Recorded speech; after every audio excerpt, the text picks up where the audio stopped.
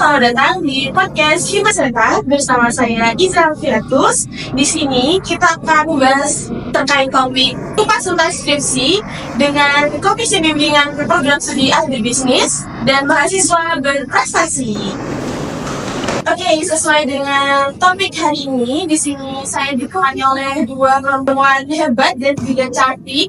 Yang pertama ada Ibu Lena Yunita, SPMSI, selaku perwakilan dari Komisi Bimbingan Program Studi Agri Bisnis. Selamat datang Ibu Lena. Terima kasih. Bagaimana puasanya Ibu ini? Insya Allah, ya. Oke, mungkin yang kedua di sini kita sudah ditemani sama Kak Nina Yunita. Kak Nina Yunita ini kemarin mendapat penghargaan Tanah Plus dengan IPK 3,99 Barat. Gimana, selamat datang Mbak? Iya, terima kasih. Gimana puasanya hari ini? Insya Allah kita sampai nanti. Amin. Semoga kita selalu diberi kelancaran dalam jalan puasa ya. Oke, mungkin kita langsung aja masuk ke topik nih. Jadi untuk hari ini kita akan membahas terkait skripsi. Dimana untuk angkatan 21 sekarang kan sudah mulai jalan skripsinya gitu. Mungkin dari Ibu Lena bisa menceritakan nih bagaimana sih proses bimbingan skripsi untuk program studi bisnis sendiri. Oke, Mbak Ida. Sebelumnya Mbak Ida dengan doa? Saya akan dari jawab masih sama gini. Masih sama ya. Oke, baik. Jadi program dari bisnis ini sudah insya Allah 3 tahun ini mempunyai program untuk percepatan penyelesaian tugas akhir. Ya, harapannya bisa melahirkan lebih banyak lagi sosok-sosok seperti Mbak Mina yang bisa lulus kurang dari 4 tahun, misalnya seperti itu. Jadi program atau program percepatan ini itu sudah berlangsung dari angkatan 2019, 2020 Mbak Mina, kemudian 2021 yang sekarang ini ya. Dan jadi nanti di semester sekarang semester 6 itu sudah mulai untuk mengajukan kita nggak melakukan ganti proposal, tapi melakukan outline penelitian dulu. Jadi outline penelitiannya sudah digajikan dan nanti bisa memilih juga alternatif dosen yang penting. Ya dari sudah misalnya program saat ini dan sampai nanti ada juga hari ini tanggal berapa? Hari ini tanggal 27 nanti jadwalnya tanggal 6 April. Insya Allah di 1 bulan paling lambat dari deadline itu ada sudah mendapatkan dosen pembimbing yang kedua tentukan adalah sanksi pembimbing secara merata ya, sebenarnya karena pasti masing-masing dosen ada kuota, mungkin semua pilihan dari adik-adik itu bisa diakomodir, tapi harapannya apa yang sudah outline yang sudah disusun adik-adik itu tidak melenceng dari itulah untuk pembimbingan dan pembimbingan. Kemudian tahap selanjutnya adik-adik masih berproses untuk ibaratnya juga ilegal ya, tapi jalur informal dulu gitu. Karena secara formal ada yang angkatan 2021 yang sekarang ini masih semester 6 belum memprogram skripsi gitu. Mereka akan memprogram skripsi itu nanti di semester 7. Jadi secara official mereka akan mendapatkan surat tugas dosen pembimbing itu, dan di sistem mereka akan menambahkan sistem tugas akhir itu di semester 7. Jadi setelah bulan. Tapi sekarang mereka sudah bisa berproses. Kebetulan kan di akhir di semester 6 itu adik-adik bagian besar atau mayoritas mereka menempuh mata kuliah metodologi penelitian dan teknik penulisan dan publikasi ilmiah. Jadi seperti dari bersambut begitu ya, momen ini pas kalian adik-adik bisa tampil memikirkan topik penelitiannya apa, dan harapannya selesai mata kuliah itu proposalnya tidak selesai. Ketika official sudah muncul surat tugasnya, adik-adik bisa melanjutkan pembimbingan yang resmi, bisa seminar proposal, bisa seminar hasil sampai sidang. Harapannya karena skripsi itu kan sebenarnya hanya 6 SKS ya, hanya 6 SKS dan selesai dalam 1 semester. Jadi bagaimana caranya agar dalam 1 semester itu mahasiswa bisa menyelesaikan skripsinya. Di sini aku juga mau tahu nih terkait pengalaman Mbak Vina kemarin, kan ini masih baru banget ya untuk Mas ya. Mungkin bisa diceritakan kemarin pengalamannya dalam proses bimbingan skripsinya itu gimana? Iya, sedikit bercerita juga ya teman-teman, bahwasanya kemarin waktu saya mengerjakan skripsi itu kayak sedang tidak serasa mengerjakan gitu, kayak nggak tahu kok tiba-tiba udah lulus gitu aja. Jadi benar yang dikatakan Gina, kita sendiri di program kerja ini sudah kita sudah difasilitasi adanya program kecepatan lulus kurang dari 4 tahun, yang mana di sini kita difasilitasi buat melakukan bimbingan, buat aktif melakukan diskusi terkait tugas akhir kita gitu. Dan kembali lagi kepada kita sendiri ya terkait tugas akhir itu, gimana cara kita mentargetkan tugas itu agar cepat selesai. Kalau misal dari kitanya sendiri gabung ini waktunya 1 semester ya udah nanti. Kalau misal dari kita ada pikiran seperti itu pasti akan lama.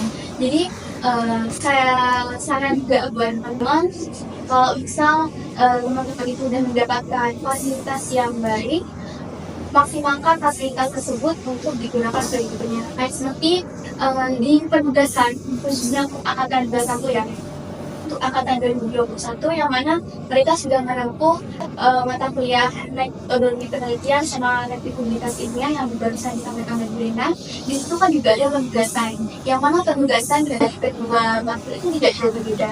Di mana yang metodologi penelitian di situ kita lebih diajarkan untuk penulisan atau ilustrasi dari tugas akhir kita.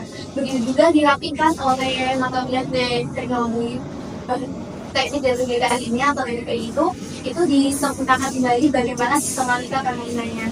Jadi semisal kita dari awal yang sudah difasilitasi untuk membuat outline, kita start duluan, dan di situ juga kita bisa menyusun mulai dari proposal dan 1, 2, 3 sebagai pemanfaat tugas sebuah tersebut.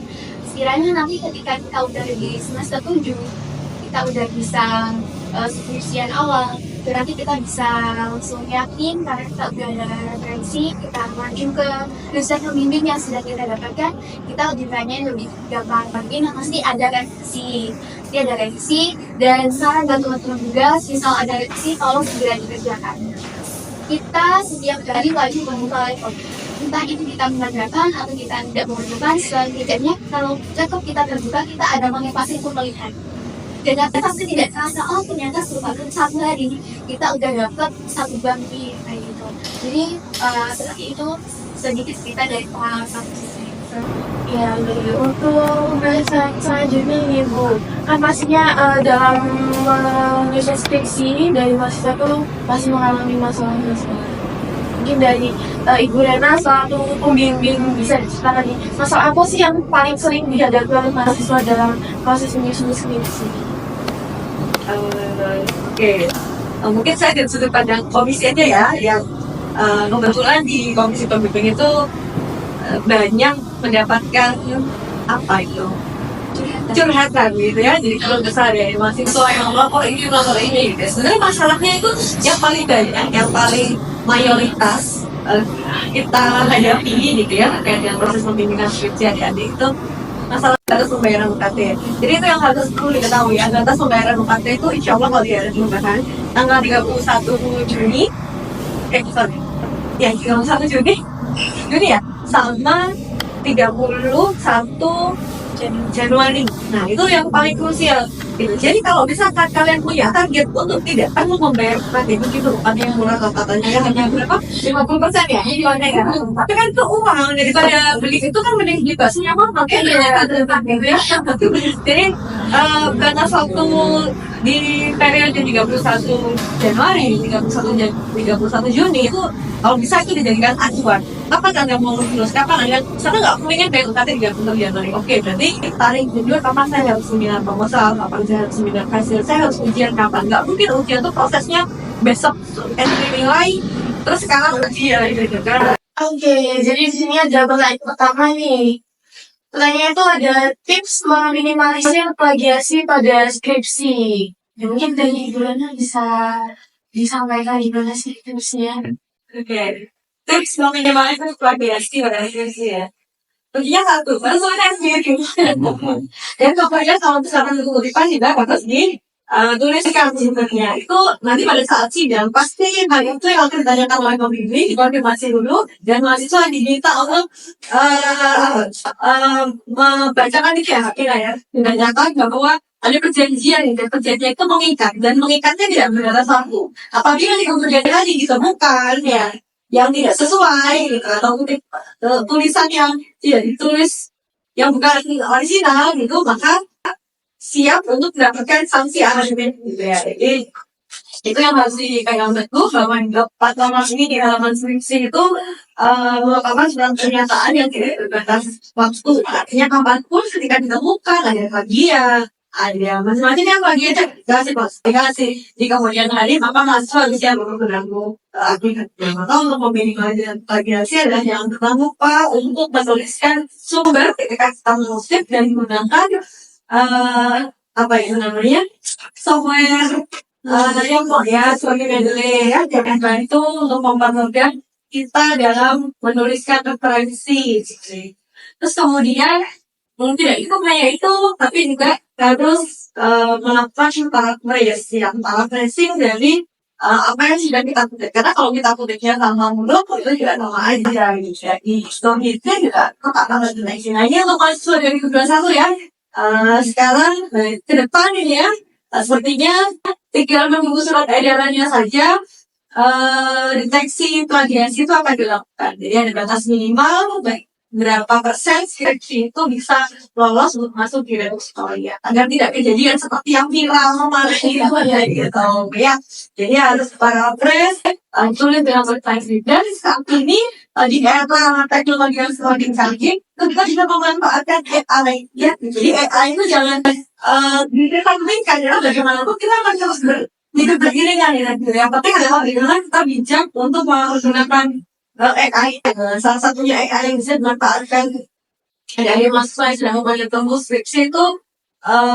untuk panulis banyak ya salah satunya mungkin saya bisa sebut itu Quidboard misalnya ya itu kita tinggal ngutip kemudian kita paraphrasing keluar gitu cuma mungkin kita harus menggunakan nalar kita harus menggunakan pikiran kita sendiri untuk kira-kira ini pas nggak ya tapi setidaknya dengan adanya AI itu bisa membantu kita untuk mempermudah dalam penyelesaian tugas akhir. Jadi memanfaatkan AI-nya sebaik mungkin, sebijak mungkin juga. Jadi jangan menggunakan pakai AI itu langsung copy paste mentah-mentah itu juga jangan ya. Takutnya nanti ternyata ada saya buat kan. Nanti malah bahasa Google ya. Gimana fungsinya bahasa Google ya? Oke, kita langsung next ke pertanyaan kedua. Oke, kita langsung ke pertanyaan kedua ini ada bagaimana cara bisa lulus kurang dari 4 tahun. Nah, ini mungkin bisa langsung kita lemparkan ke yang lulus. Kayak mungkin pada Mbak Tuca bisa sampaikan. Ya, sedikit pengalaman dari saya kemarin dalam lulus dari S1. Itu kan saya lulus 3 tahun 5 bulan di keluarga saya. Nah, kenapa saya bisa lulus cepat ya? Mungkin tidak sampai pada semester 8. Itu yang pertama saya punya tujuan. Tujuan saya nanti di semester 8 saya udah ada hal lain yang saya mau kerjakan. Selain proyek belum ya, kalau cowoknya setidaknya masih kerja dulu punya cuma juga buat menghidupi keluarga bukan kepala rumah tangga ya bukan bertani nafkah tapi setidaknya saya bisa adalah pegangan sendiri gitu jadi di semester 7 saya berusaha banget buat menyelesaikan diri saya jadi dengan saya dikalkulkan di semester 7 yang mana lagi di semester 7 kan ada kita punya aktif 4 bulan ya istilahnya 4 bulan saya kemarin mau planning bulan pertama saya stroke gitu jadi ada deadline-nya kita bikin deadline sendiri karena skripsi itu tidak ada deadline dari orang lain yang bisa bikin deadline kita sendiri dosen pembimbing itu memfasilitasi kita buat kayak substansi buat memberikan motivasi ke kita yang kembali lagi untuk deadline kembali kita meskipun dari dosen pembimbing memberikan deadline kalau dari kita sendiri tidak ada rasa apa ya ayo lah gitu tapi akan mundur jadi dari kita sendiri bikin deadline saya dulu bulan pertama saya bisa sempro. Kemudian di bulan ketiga, karena 1 bulan itu kan untuk penelitian ya. Jadi belum sampai ke bulan ketiga ya, masih bulan kedua akhir, itu saya rehat.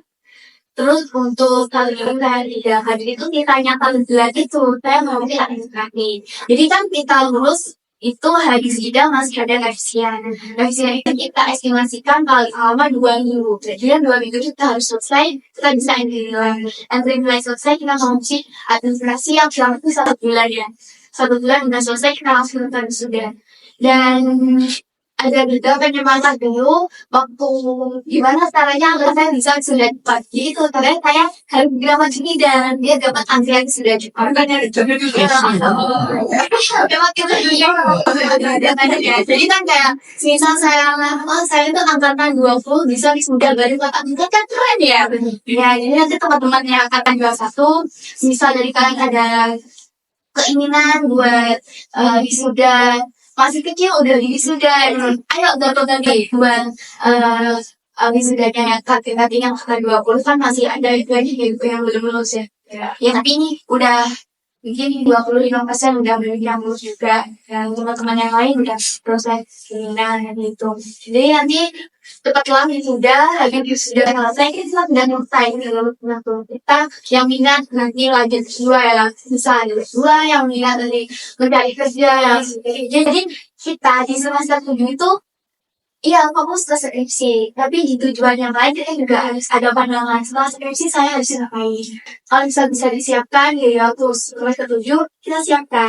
Kalau bisa bekerja pasti nanti ada kayak persyaratan kualifikasi gitu ya, kita mencari surat-surat, persyaratan, kemudian kita butuh tes buat meningkatkan kualitas diri, kita input mentoring kayak gitu.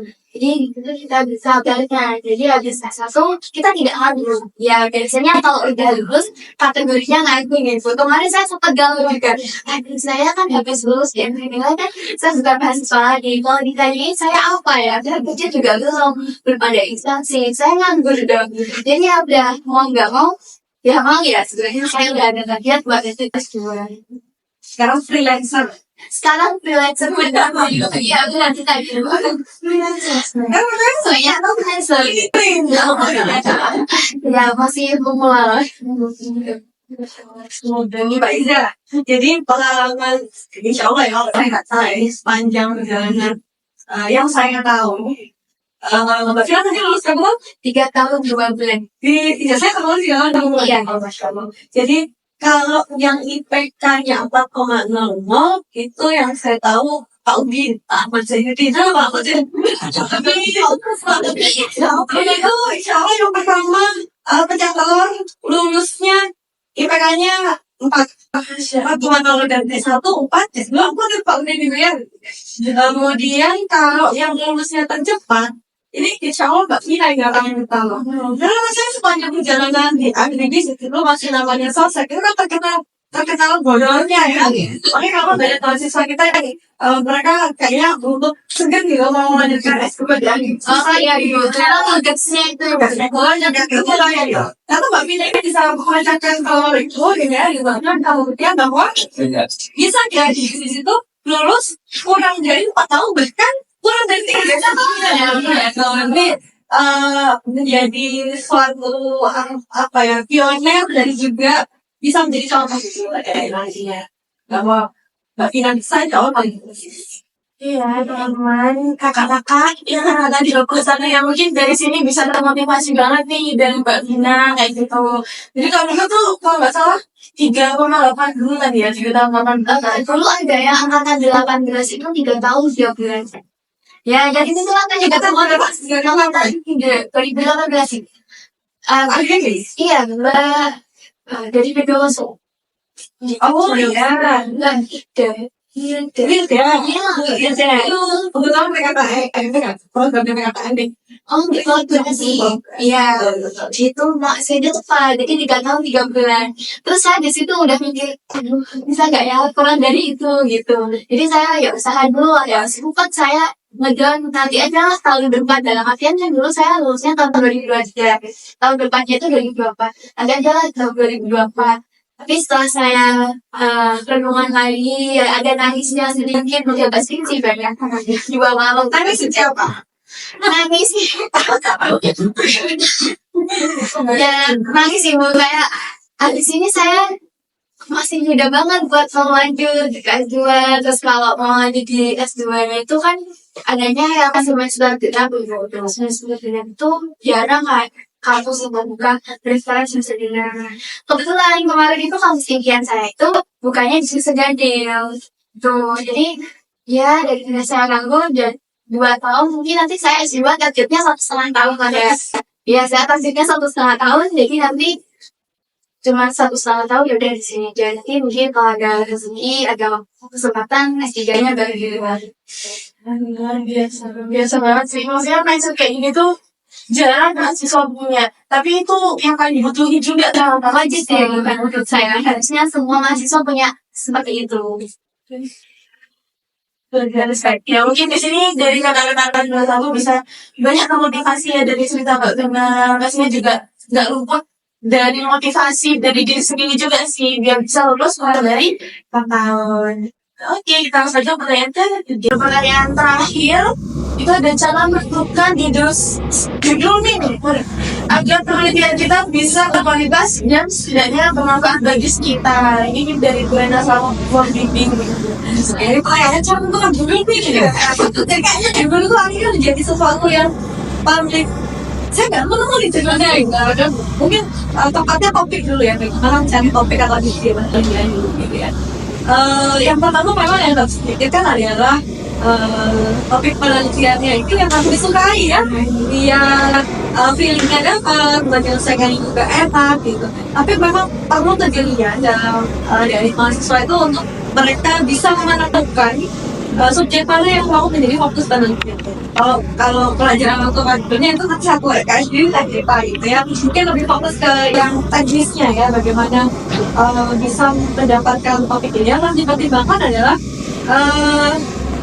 mahasiswa ini saya cerita bahwa skripsi itu kalau itu selesai aja maksimal 6 bulan kan, hanya 16 KS itu sudah di setting sebenarnya ya KS-nya bisa selesai di jam waktu 6 bulan. Jadi harus dipikirkan kira-kira mana yang topik atau ide yang paling bisa diselesaikan sesegera mungkin ya, sesegera mungkin dengan pertimbangan waktu, tenaga, dan pikiran biaya ya, punya waktu, tenaga, dan biaya. Waktunya, kalau kamu melakukan penelitian A bisa nggak selesai dalam kurang waktu kurang dari 6 bulan. Kemudian tenaga, mungkin nggak kamu melakukan penelitian di situ, fokusnya jauh loh gitu ya. Jangan kata iya semua terus kita mengabaikan ini, nanti kita capek sendiri gitu ya, stres sendiri nanti. Jadinya depresi untuk pakai mahasiswa sekarang gitu ya, anxiety disorder gitu.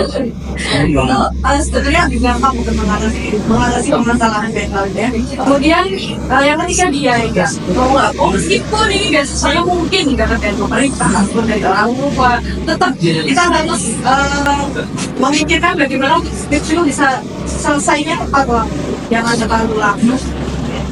Kalau menurut saya sih lebih penting dari semua ini karena mungkin topik apapun yang kalian bawa nanti perlu didiskusikan dengan dosen pembimbing. Itu harus kuat dulu kita menemukan fenomenanya, buat menemukan topik yang kita ajukan. Karena bisa jadi ternyata sama dosen pembimbingnya tidak disetujui. Dan gimana caranya ya kalau misalkan argumen kita sudah kuat, kita bisa mengargumentasikan topik penelitian kita ini kepada dosen pembimbing dengan baik. Kalau berapa masih jadi, kita harus mendengarkan apa masukan dari dosen. Karena bagaimanapun dosen pembimbing itu lebih senior gitu, pengalaman gitu ya. Dan tidak ada dosen sama tidak ada dosen yang tidak menginginkan mahasiswanya lulus. Jadi semuanya masih menginginkan mahasiswa. Nah kuncinya apa gitu mahasiswa bisa sukses skripsinya tanpa dites? Yang pertama lebih dari itu sebenarnya rata-rata kayak iman ya. Harus kayak iman tuh maknanya kan. Harus punya keyakinan, harusnya percaya bahwa mereka bisa menyelesaikan skripsi ini. Itu harus yang tertanam terus gitu ya. Kemudian yang berikutnya adalah harus paham dan mengetahui kapabilitas dari dirinya ya. Jadi mungkin maksudnya ke diri sendiri. Jadi Yang kunci sukses yang pertama adalah diri sendiri. Mau skripsinya bagaimana? Tadi Mbak Vina bilang skripsinya harus kita buat, harus punya novelty, dari bilang saya ketebalan, dari kita tidak ngomong. Tapi kita kalau dari sisi hobi mungkin tidak semuanya masuk yang pemikiran seperti itu gitu ya.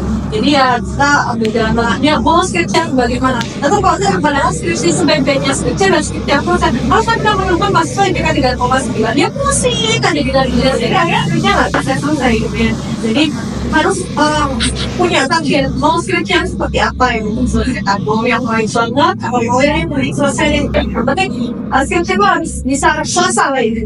Jadi kalian masuk gitu kan, pengumpulnya juga masuk jadi sarjana pertanian di target gue gede dengan investasi yang lain kan kalian. Kemudian yang kedua adalah fokus pada apa yang dituntut. Jadi kita harus punya batasan. Penelitian kita apa? Fokusnya di mana? Penelitiannya apa? Ya sudah nggak usah penelitian. Kemudian kita tarik untuk saya mau penelitiannya mau gantinya kayaknya di kalau sini bagus tidak ada tak fokus menyelesaikan. Kemudian yang ketiga yang juga tidak pentingnya adalah attitude ya. Apalagi untuk dengan dosen pembimbing yang pertama adalah first impression. Jadi bagaimana Anda bisa berhadapan dengan dosen pembimbing, pertama kali kenalannya seperti apa, itu pasti akan dikenal gitu ya. Jadi first impressionnya harus bagus. Kemudian attitude selama menjalankan proses pembimbingan, jangan DPA malam. Terus kemudian sekarang juga ya dari mahasiswa ini kebanyakan tidak mau menunggu dosennya itu, padahal sudah dikasih tahu supaya kita kabur. Apalagi kan staff lah ya, dosennya itu banyak. Kalau memang pejabat ya tahu bagaimana harus menunggunya. Kalau dosen itu setelah standby di kampus, ya sudah kalau dosennya bilang oke pagi ini ya bisa pagi itu kan kamu sudah tahu paginya dari jam berapa sampai jam berapa. Nggak usah tanya lagi di mana pagi jam berapa gitu. Karena yang diurusin bukan hanya mahasiswa gitu, cukup ya sudah tidak kemana. Nah hal-hal seperti itu tuh adanya harus bagaimana cara mencari tahunya ya banyak-banyak sharing dengan kakak tingkatnya, dengan komunitasnya gitu. Jadi jangan sendiri-sendiri tadi dengan kata Mbak Vina ya, karena kalau sendiri-sendiri nanti jadinya mental block, stres, depresi, dan harus yakinkan bahwa skripsinya pasti selesai ya, karena di balik kesulitan tuh pasti ada kemudahan gitu ya. Oke, jadi ini pertanyaan terakhir kita teman-teman. Kita udah sampai di penghujung acara banget nih ya. Terima kasih banyak kepada Ibu Brenda dan juga Mbak Vina. Di sini saya meskipun bukan angkatan 2022 juga banyak dapat ilmu baru, dan semoga untuk angkatan 21 juga banyak dapat pencerahan dari sini. Yang angkatan 20 yang masih proses juga ya. Mungkin yang lagi kenal yang mentang belum tadi bisa ternyata dari komisi bimbingan ini menyediakan bimbingan untuk teman-teman yang memang lagi bertolak kayak gitu. Oh itu tuh lagi Mbak, kita tuh punya fasilitas coaching klinik sebenarnya dari mahasiswa. Nggak hanya itu angkatan 2021 ya, tapi semuanya bisa menggunakan fasilitas. Jadi ada coachnya yang bisa mendampingi. Kalau terkena diduga terkena ya sangat beritahu ya itu.